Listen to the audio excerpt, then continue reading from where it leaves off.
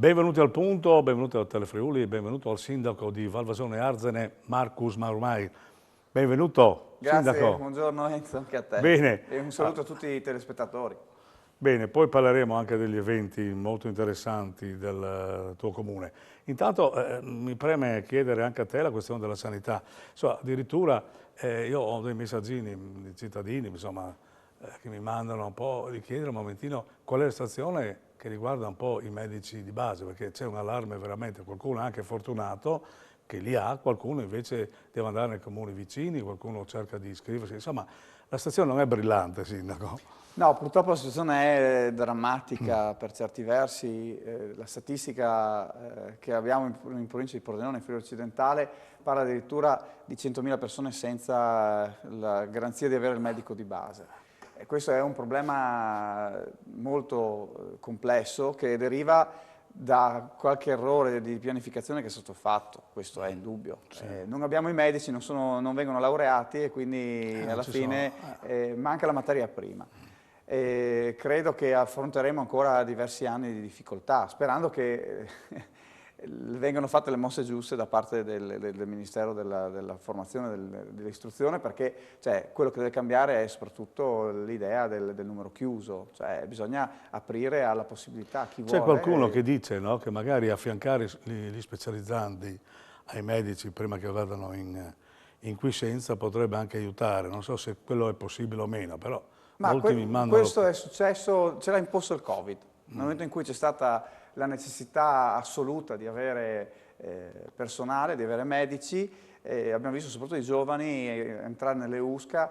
Personalmente ho avuto l'opportunità di conoscere le 5 unità che erano presenti in Friuli Occidentale, tutti ragazzi meravigliosi, giovani, svegli, con tanta voglia di mettersi al servizio dei cittadini. È chiaro che adesso il rischio è quello che ci sia una regressione, che si ritorni indietro, perché ci sono delle posizioni di rendita che vogliono essere mantenute da parte di chi ha già magari tanti assistiti. Però la fondamentale è aprire rispetto al fatto che il numero chiuso evidentemente non ha portato funzionato un buon assolutamente. risultato, ecco. E quindi dovremo stringere i denti e soffrire ancora per parecchi anni, secondo me. Va bene, stringeremo i denti in sostanza, dai, vediamo. Allora, parliamo un po' di opere pubbliche nel comune. Beh, sicuramente una cosa preziosa che è nata in questa estate è il fatto che il Consiglio regionale, dopo 4 anni, ha approvato un provvedimento che consente al Comune di Valvasone Arzene di ricevere 550.000 euro che ci permetteranno di acquistare un'ala del castello di Valvasone, che era quella confinante con la proprietà che già abbiamo Un'opera del bellissima, maniero. storica, che voi avete già... E questo è un risultato che è un primo passo, ovviamente, nella convinzione che ci sono diverse risorse che poi possono essere andate a prendere sia nel PNRR che nel PORFESR per trasformare quest'ala in un bed and breakfast che sarà poi affidato a dei privati per dare un servizio a chi ci viene a visitare e allo stesso tempo anche incrementare l'attrattività turistica del nostro paese. Sì, sì. E nel frattempo abbiamo anche già affidato un'opera molto importante e attesa nel nostro comune, che è la realizzazione di una passerella sulla Roggia dei Molini, che aprirà il centro di Valvasone verso sud, e quindi tutti coloro che hanno acquistato in questi anni delle abitazioni in prossimità del centro, con 200 metri a piedi saranno nel pieno del paese. Sembra un'opera banale, ma in realtà cambierà completamente la prospettiva anche di ma anche la vita delle persone, della mia comunità, sì. questo è sicuro. E dopo abbiamo appena concluso un intervento prezioso ad Arzene per la sistemazione della viabilità, messa in sicurezza, che è un altro tema di particolare interesse. Avete anche delle piste ciclabili? Perché mi pare che siete attenti abbastanza all'ambiente. C'è un grande progetto che sta andando avanti. Io già ai tempi in cui ho avuto l'opportunità da assessore in provincia per quanto riguarda la pianificazione, avevo avviato un percorso che ha portato 6 comuni, da Casarsa a Pinzano, a chiedere al tempo alla provincia e quindi oggi alla regione di acquistare la linea ferroviaria Casarsa-Pinzano per realizzare un percorso ciclabile che ci permetta di inserirci in quello che è il grande asse nord-sud. La Regione ha acquistato l'asse ferroviario un paio di anni fa. In questi giorni è la notizia molto positiva che l'amministrazione regionale ha predisposto il progetto preliminare che ci verrà illustrato, e quindi l'opera andrà avanti. Sicuramente ci vorranno parecchie risorse, però questo è dal punto di vista di quello che è lo sviluppo del turismo, della vita, anche della qualità della vita delle nostre comunità, è qualcosa di molto atteso e che siamo veramente felici perché lo vediamo, ecco, vediamo che la cosa sarà finalmente realizzata. Ci inseriremo insieme all'Alpe Adria, saremo l'altro canale per chi vorrà scendere verso il mare, per avere una via alternativa. Oltre alla Tarvisio-Grado ci sarà anche la Tarvisio-Lignano, passando appunto per Spilimbergo, San Giorgio del Chinvelda, Valvasone Arze. Ecco, ma tu credi che magari la questione energetica, che di questi giorni proprio la fa da padrone, ci condiziona un po' la vita, condizionerà anche un po' i costi delle opere, quindi allora, qua credo che sia il tema centrale di tutto quello che sta accadendo. Aprendo i giornali in questi giorni si vede che si parla prevalentemente di questo tema, ed è giusto che sia così. È una situazione drammatica e credo che dovremo prepararci a un autunno difficilissimo, perché o accade qualcosa che limita questo percorso di crescita, o altrimenti i primi che ne pagheranno le conseguenze sono i lavoratori di quelle aziende che saranno costrette a chiudere o a sospendere l'attività. Abbiamo letto recentemente a industrie storiche del Friuli che hanno già chiesto la cassa integrazione, ma questo è normale, è ovvio, perché manca la materia prima e l'energia costa talmente tanto che tenere acceso un altro forno rende di fatto i margini erosi, e quindi da questo punto di vista dovrà essere trovata una soluzione a livello europeo sicuramente, e i riflessi saranno, io credo, drammatici anche per noi amministratori, perché avremo di nuovo, purtroppo, come è accaduto nel 2008, 2009, 2010, persone che verranno settimanalmente a chiederci una mano per passare la fine del mese. È una situazione che ci vuole solo tanta serietà, bisogna capire e accettare anche, come in un clima di guerra, in un contesto di guerra, bisogna accettare anche dei provvedimenti, comprenderli, che ci portino ad avere nuove forme di produzione di energia. Tu hai detto ci vuole tanta serietà. Ecco, in questi momenti che c'è la campagna elettorale, vediamo tanti slogan, cioè tutti cercano di accaparrarsi il consenso il più possibile, magari anche con proposte che alla fine non trovano la concretezza perché i soldi non ci sono. Ecco, cosa pensi di questa campagna elettorale?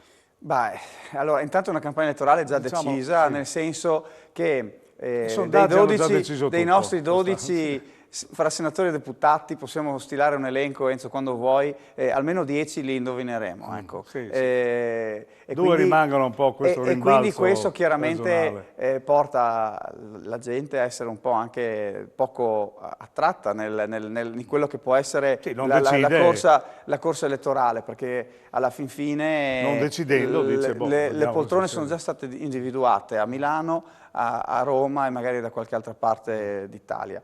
È chiaro che invece bisogna, in questo credo che sia giusto quello che ha detto il Presidente del Consiglio attuale, cioè bisogna andare comunque a votare. Cioè il voto è comunque un momento di espressione preziosa, senza alcun tipo di indicazione, ma bisogna andare a votare. Ecco, credo che questa sia la cosa fondamentale, anche se il rischio di un forte astensionismo è concreto.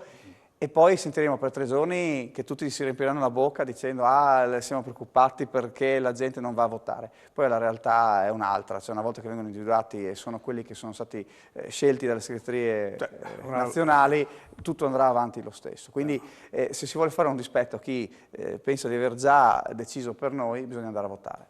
Sicuramente sono anch'io della stessa idea, bisogna andare assolutamente a votare. Sarà un test per le regionali comunque, no? Perché insomma sono altri partiti grossi. È indubbio, è un test che porterà nel giro poi di 6 mesi alle elezioni regionali, quindi sarà il test più importante, più provante. Le amministrative hanno sempre anche un riflesso molto di quelli che sono i candidati a livello di territorio. In questo caso invece si votano i partiti, e i partiti peseranno sicuramente il voto delle politiche e su queste rifletteranno rispetto a quello che sarà poi il futuro anche della regione, anche se insomma diciamo che la partita poi sarà sull'elezione del Presidente, ma ci sono chiaramente tanti tatticismi che partiranno dopo le elezioni politiche. Bene, parliamo di cose belle adesso, degli eventi che inizieranno proprio, no? Questa sera. Questa sera, per cui insomma, dici insomma cosa succederà a Valvasone? Accadrà quello che ormai da 30 anni accade, anche negli anni di Covid siamo riusciti a realizzare la nostra manifestazione più importante dal punto di vista della partecipazione, la rievocazione storica Medioevo a Valvasone, che si terrà questa sera, domani per praticamente l'intera giornata e anche domenica per l'intera giornata. È un grande contenitore il borgo di Valvasone che verrà animato da centinaia, direi anche un migliaio di figuranti, con l'opportunità di potersi immergere in quello che è l'epoca dell'età di mezzo, con un programma che è pensato soprattutto per le famiglie, per i più piccoli. Per dire, domani ci sarà l'assalto al castello dove i partecipanti, saranno almeno 200-300 ragazzini, verranno vestiti con gli abiti medievali, con delle armi, chiaramente giocattolo, Sì. e dovranno assaltare il castello. Sai chi difenderà il castello? I loro genitori. E allora vedremo chi l'avrà vinta. E questa cosa si ripete sia domani sabato ma anche domenica. È una delle tantissime forme di intrattenimento che sono state introdotte e ci aspettiamo insomma, ecco, migliaia di visitatori. Ma ogni anno mi pare che il successo è garantito, insomma. No? Sì, perché... è una grande... E poi segue anche per molti giorni dopo. È una grande vetrina per noi, insomma, ormai quest'anno sono stato in ferie in Puglia e parlando con delle persone del posto, quando ho citato Valvasone sorprendentemente conoscevano l'evocazione storica di Valvasone. Insomma, siete stati protagonisti no, dei borghi d'Italia, perché certo, insomma, certo. La Nomea ha passato la regione. Bene, Sindaco, io ti ringrazio per la tua partecipazione, naturalmente facciamo un appello ancora a tutti a Valvasone a vedere questa rievocazione storica bellissima e molto importante. Grazie ancora. Grazie mille Enzo a te e una buona giornata e vi aspettiamo a Valvasone per Medioevo Valvasone e un saluto a tutti i telespettatori. Bene, io vi aspetto alla prossima puntata.